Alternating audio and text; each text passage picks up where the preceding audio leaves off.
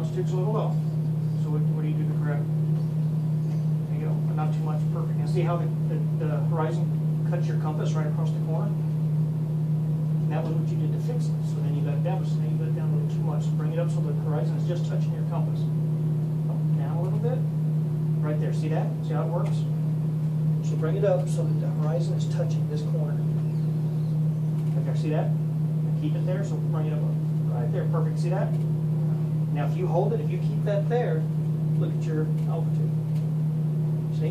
Then you just make small adjustments from that.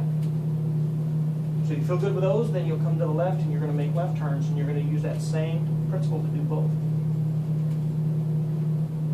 I did it once successfully. I'm going to practice again up to the left. When I made a turn to the right, I actually maintained altitude. Did it correctly. Yeah, and there's a little bit different feel to each one, and the side picture is going to be different, but you're using the same principle. Okay. And use that horizon. Yeah, that's what I've been trying to learn how to. It's instead of trying to stare at those gauges, you can use that horizon, and it gives you such a big visible reference that it's so much easier for you. And don't be afraid to look out, out the left and the right to help maintain that. And you're going to go. Are you doing slow flight back in slow flight, or? I just got out of it. Okay. So you feel comfortable with slow flight? Not at all. I'm going to have to practice it a lot. Well, then what you want to do is keep practicing getting into that configuration because you're going to need it when you land anyway. So get back into the configuration. This time in slow flight, keep yourself at 50 knots. And while you're at 50 knots, I want you to use just 10 degrees. So it's going to be 10 degrees left or 10 degrees to the right, and I want you to do a 360.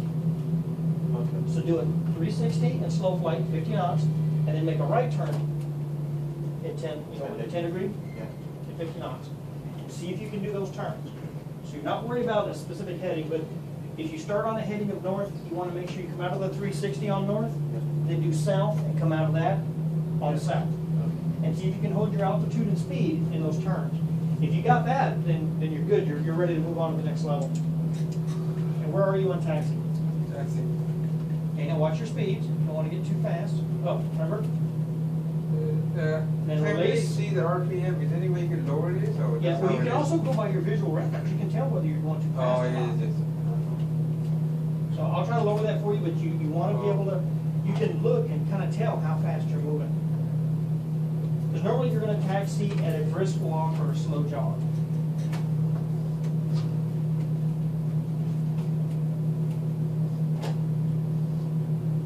And what are you looking to do? You're going to follow the Victor Airway?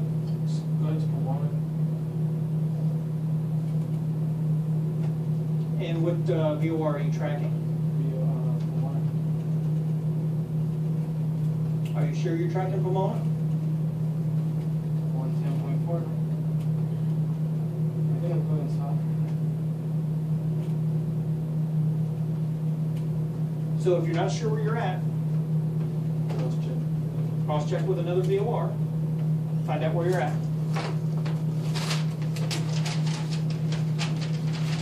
Or at least pick one VOR that you should be near, dial that in, spin your OBS, get that needle to center so you know where you are, at least in respect to that VOR.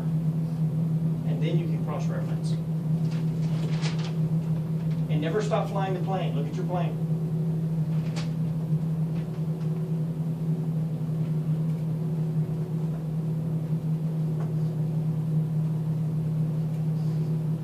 Nicely done. So I dropped a little bit in altitude. So don't overcorrect. You never want to just jerk the nose back like that. Ease up enough to correct it. And you can talk out loud to yourself when you're in a situation like that. Okay, I'm in a left turn, I'm 30 degrees of bank, everything's good, oh, I'm starting to lose altitude. So you tell yourself, losing altitude, correcting. Okay. And say it out loud because it helps to reinforce that correction. And just make sure you're not overcorrecting.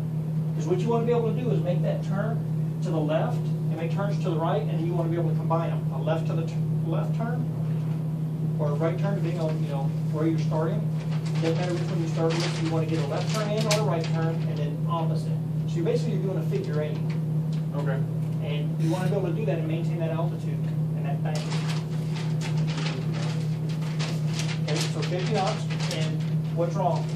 If you're controlling speed with this, What are you controlling your altitude with? Exactly. And are you low or high?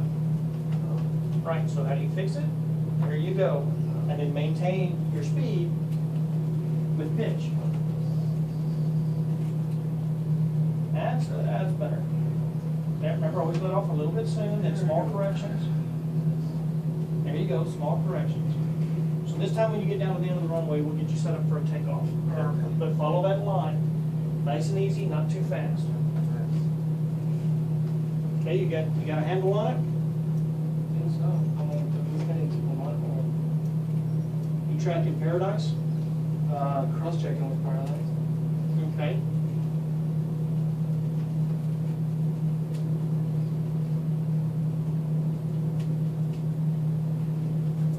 So you're looking better. So just use those VORs, figure out where you're at, what direction you're heading, and then check your chart and correct accordingly.